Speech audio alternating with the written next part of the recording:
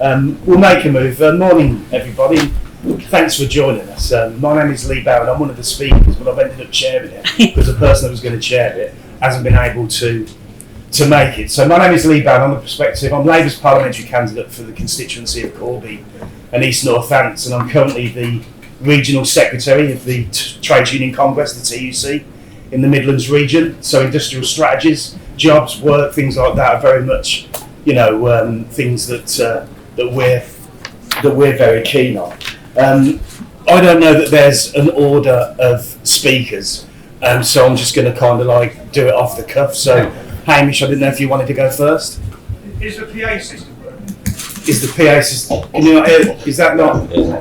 Yeah. Okay. Hamish, sorry. Jeevun, why don't you go first? I know you. Yeah, sure. Wonderful. Is this working? Oh, delightful. Well, thank you all for coming at this wonderful morning of this Tuesday of conference. Obviously, the leader speech. Exciting time to be here, of course, for us as a party. Hopefully, setting ourselves up for putting the work in to get the general election victory. But of course, what we're here today to talk about is what we would hopefully end up doing in government. And what I want to cover today really is about some of the divides in this country that we've seen in the past 40 years, especially since the 1980s, and how a green industrial strategy can help resolve them, as well as kind of a little bit at the end on the politics and why we need to do this and what we need to do going forward. The first thing to say is that, starting in the 1980s, and it wasn't just in the United Kingdom, but across OECD nations, we saw this huge divide open up between people and places. After 1945, what we saw was the expansion of manufacturing plants across the country. You could leave school, get a good job, and we saw kind of good jobs and good wages across the nation. In the 1980s, that all begins to change with technological change and trade. We see those mid-pay manufacturing jobs destroyed, and we see actually high-paid jobs becoming concentrated in cities, particularly service industries. Particularly, of course, in the United Kingdom, they ended up being concentrated in London. And of course, the new Labour government did do work to resolve those, to bring down those divides. We've seen them open up again, I think it's fair to say, in the past 13 years. We know how difficult life has been outside of London, and what difficult kind of place it's been for a country. And this is kind of where a green industrial strategy helps to come in to help resolve those issues in hopes to get them forward. I think on the first instance, what we're really looking for is the state is reorienting our economic structure in the same way that we started to see, of course, Joe Biden do so in the United States. Really kind of say, okay, we are going to create good jobs, but we're going to do so by getting to net zero. And that involves, of course, the physical transformation of our world. If you're talking about physical transformation, you're talking about jobs that are fundamentally involve moving things, as opposed to service industries where it's talking to one another in close proximity. That does mean, of course, that you are going to start to see more jobs created outside of London. I would say to everybody in this room, if you haven't read the Climate Mission document, you should do so. It's a very exciting prospectus, and indeed across the 5 missions, we're looking at what looks to me to be the most detailed program pre-manifesto we've seen from every party, certainly in my lifetime. It's hugely exciting. A huge amount of great work has gone into that.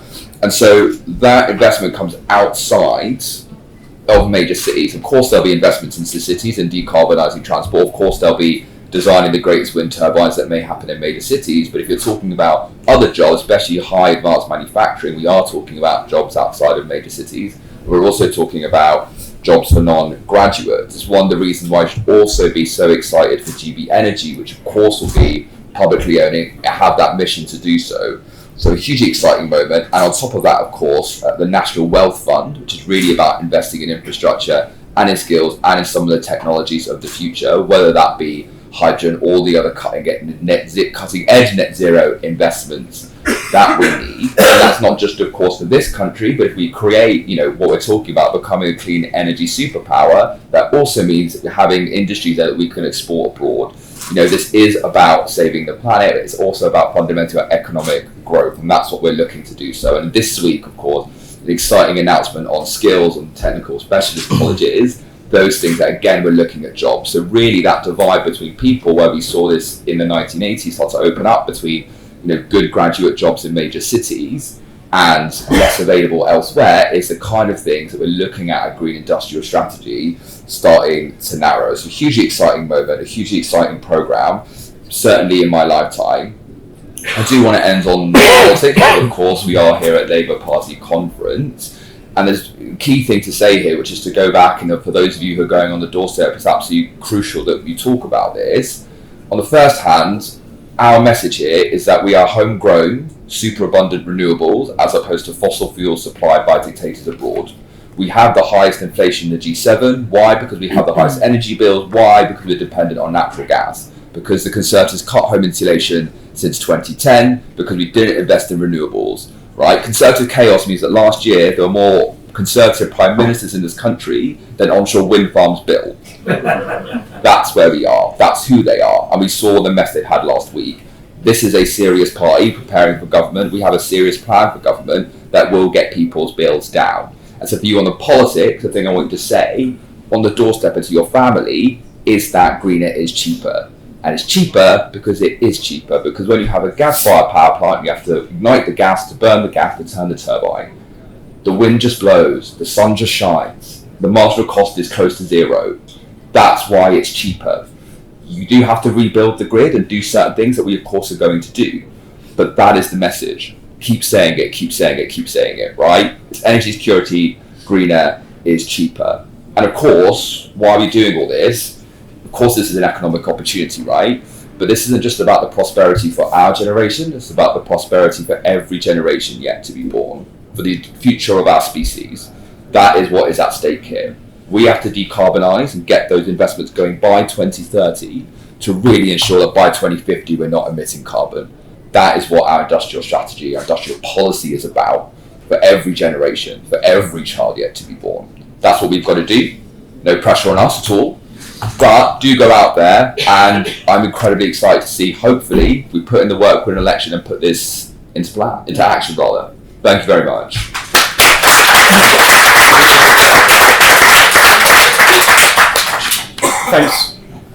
Thanks very much indeed for that. I'm now delighted to ask Jo Platt, Labour's parliamentary candidate for Leigh, to address the Fringe meeting. Yeah, thank you so much, and thank you for the invitation to be here. So just to introduce myself, obviously the candidate to fight this next general election, but I was the former MP between the 2017 and 2019 years, two very, very short years that were cut short due to obviously lots of issues of that day. I think to set the scene, because Jeevun just spoke wonderfully about what we need to do as a Labour government and how we need to get out there. I think it's really important for me to set the scene of Leigh and where we're at. Obviously, it needs no introduction. We're a post-industrial town. We lost all our industry back in the 80s and 90s. When I became MP in 2017, I wanted to talk about social mobility and life chances, because guess what? We've not got very much of that in Leigh. If you're fortunate enough to go to college and university, you usually don't come back because there's not space for any growth, there's no manufacturing, and there's no huge employers. So we've got quite an older constituency. When I think the Social Mobility Index came out in 2018, and it was no surprise that Leigh was 600 out of 632 constituencies. So for me, that was the important thing that we absolutely needed to campaign on. But when I wanted to talk about it during them turbulent years, nobody wanted to listen, because obviously the issue of the day was Brexit, and constituency as well. Obviously, residents didn't want to hear that. It was all about Brexit, and they really did think that obviously leaving the EU that would make their lives better. It hasn't, obviously. So when we lost the seat in 2019, for me it was important to carry on what I set out to do in 2017, and I was really fortunate enough to set up a charity. So for me, skills and training is what we not necessarily got. We don't have A-level provision in the constituency. We've not got a train station. So again, all these factors are against us. But what we have is wonderful heritage. We've got huge cotton mills that are laying derelict. Obviously, need a lot of investment. There's no private investment out there, so it takes mad people like me and like-minded people to basically set up an organisation to try and give space and opportunity for business. Again, we have that lack of investment, no levelling up funds from this government. for our town centre, and town centre premises is at a premium. It's unaffordable. So this mill basically gives space and opportunity for businesses to set up. We've currently got 65 small businesses in there at this moment in time. They're all from Leigh. These are people that would have either been working within their garages, sheds, homes, or maybe then commuting over to Manchester or Warrington, obviously, to set up. This gives them a place for them to work where they live. I'm really happy, obviously, with the Labour Party announcements that have come out this week, particularly on Rachel's announcement yesterday, which is about absent landlords, a huge problem in Leigh, and it's a way of tackling, these premises that are basically going to rack and ruin for people that don't really care about the area or the place. So for us, to turn around the fortunes of Leigh, obviously that Labour government, giving space and opportunity for our businesses to thrive.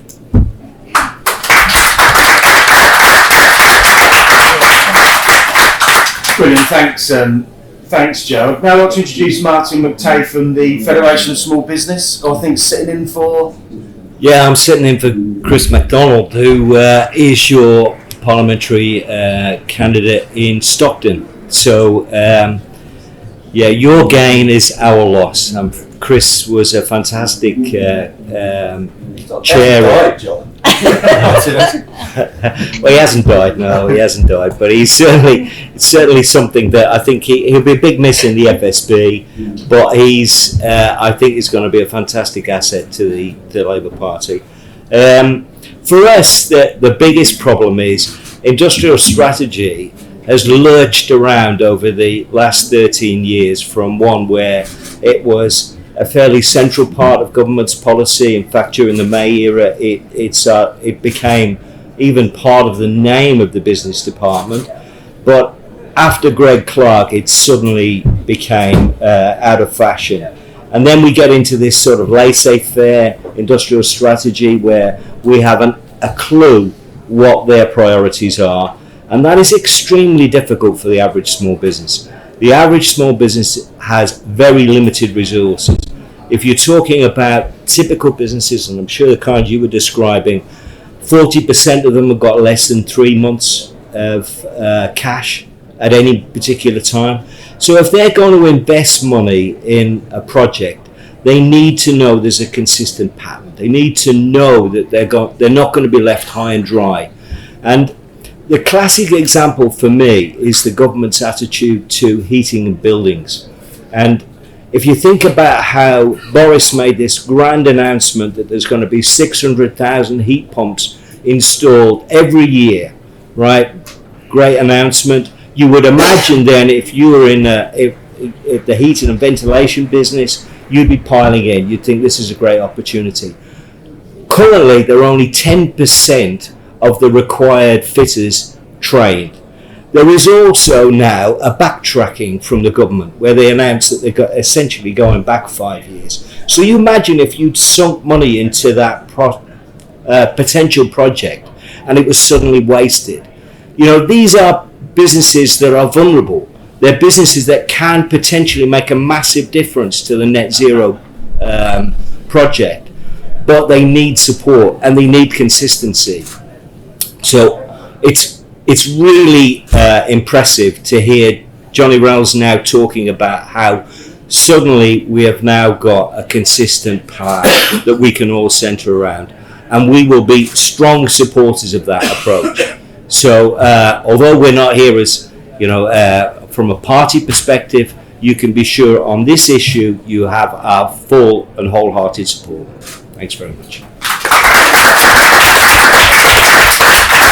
Brilliant, thanks for that, Martin. I mean, you sort of hit on a couple of points that I was going to raise if I wasn't now chairing, certainly in relation to an industrial strategy. Because we've got a real dog's dinner out there at the minute, where you've got devolved areas that have got the adult education budget fully devolved to them, so that they can start to link skills to the local economies, to the jobs and things like that, can work with colleges, so vocational qualifications are as important as what they are from a university.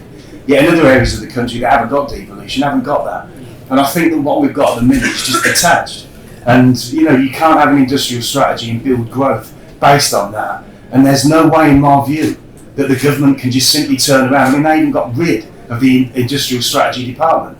How can you build growth by just simply leaving it up to a market? You can't. You can't build growth on insecure work, 0 hours contracts, and minimum wage rates. It don't work like that. So we do need that kind of intervention, I believe. But what we need to do is either increase devolution so that we get everywhere the same, or we turn around and start to look at where we go in terms of making sure we've got the skills to fill the jobs. Because you can have the jobs, but if you ain't got the skilled people to do them, then you've got a severe problem. And that's what we need to make sure. And the way in which we do that, I think, is to increase that devolution. So we've got it in the localities where the skills that are needed in the local economy are the ones that are coming out of the areas for the skills like colleges, like schools. So thanks very much indeed for that contribution. Hamish Falconer is Labour's prospective parliamentary candidate for Lincoln, and I'll now invite him to address the Fringe meeting. Thanks very much, Leigh. I'm great to be here this morning. And I want to just say, what we're talking about, I think, is so central to our agenda. This is really, really hard. Before I became your candidate for Lincoln, I spent my life in the Foreign Service. And over more than a decade, I saw the world get more and more dangerous. And this debate about industrial strategy got more and more important. And it's for two reasons. There's a climate reason, which is one of the things we're talking about now. The planet is on fire. We need to take urgent action. But there's also a national security reason, which is, compared to a decade ago, so many of our businesses, so many of our jobs, and so much economic influence has shifted away from the American and European world market that we felt more comfortable with to a Chinese or a Russian orientation. So in Lincoln, we have a really high-end semiconductor company called Dynex, which we are really proud to host and is important for Lincoln. It is now owned by the Chinese. And that is fine, but there is clearly judgments that we need to make as a country, as a party, and I hope as a government about how we try and take a deliberate approach to industrial strategy, because it matters on such a range of things. And as Leigh says, the market can do many things wonderfully, but it is not great at planning for the future of a particular place. So Lincoln has an incredibly rich industrial heritage. We build some of the finest small gas turbines in the world. We invented the tank. We have agritech, advanced robotics. Those are skills which have been developed over an incredibly long period of time in Lincoln. They have been bought by foreign companies, delighted to have Siemens, delighted to have PepsiCo, but they are skills which you can only make sense of in the context of Lincoln. Lincoln grew those skills. Britain needs those skills, and we need to keep those skills. And what we're talking about this morning is going to be really, really difficult. I knew it when I was in government. We don't tend to think about how can the British government actively intervene to keep a particular mix of businesses, a particular mix of skills in this country. How do we grow them? It is easy to say, oh, well, we'll just hire them in and lots of people want to come to the UK. There's a really difficult set of issues here, and this is going to be a project, not an event. I mean, as a man who's spent many, many years in the British government, it will not happen just because we get in. We're going to have to get in, and then all of us around this table, all of you, we're going to have to keep fighting at it, and we're going to make mistakes too, because this is a really difficult agenda, and it's not the kind of thing that we can do in 2 years. I mean, Jess knows incredibly well, 2 years will go incredibly quickly. One parliament will go incredibly quickly. This is the project of the Labour movement over the next decade, and it's going to be difficult, and we're going to make mistakes along the way. I hope all of us on this panel who's standing will be MPs in the next parliament. I hope we'll be MPs in the parliament after, and it's going to be a big project. And I just want to say one more thing before I stop on the hardness of this, is we have said some really great things at this conference about the importance of building. And building is really difficult, and I'm going to embarrass them, but I'd like the 4 Lincoln councillors to stand up if they wouldn't mind. These are 4 district councillors from Lincoln who have been pushing hard to get 3,500 homes built in Lincoln. We talk about planning in the abstract. Anybody who has actually been involved at all knows how incredibly difficult it is to do. These 4 people have taken a lot of criticism locally about the disruption it will cause. about all the many local reasons why it is difficult to take a huge chunk of Lincoln and turn it into a big housing development. But that is absolutely vital. We're a city of on the move, growing practically, average age of 33. We need the houses. We are standing up and showing leadership that that is what's required. But it is really hard.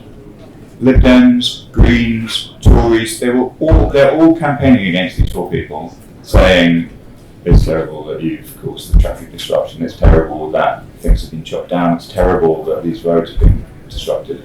But it is what we as a movement need to be doing, and I'm incredibly proud to be part of the Labour Party in Lincoln that is showing the leadership, doing the work, and grappling with what it takes to build. And that is what we're talking about this morning, and I think it is so important.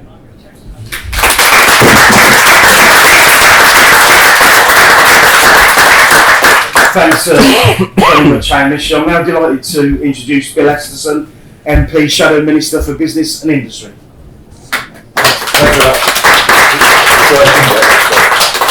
Thanks, Leigh. And look, I look forward to serving with Hamish, with Joe, and with Leigh after the next election, because I am sure you're all going to win.